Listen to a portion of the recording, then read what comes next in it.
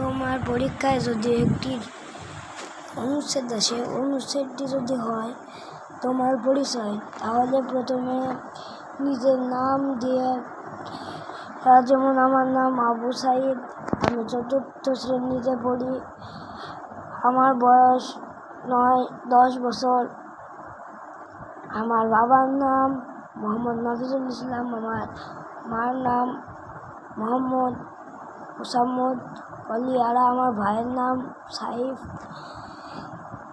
আমার দাদার নাম মোহাম্মদ আব্দুল মন্ডল, আমার দাদির নাম মোহাম্মদ মোসাম্মদ তাসলিমা খাতুন। আমরা মূলত 2 ভাই, আমাদের আরও চাচাতো ভাই মিলে 9 ভাই। 9 ভাইয়ের প্রত্যেকটা নাম হলো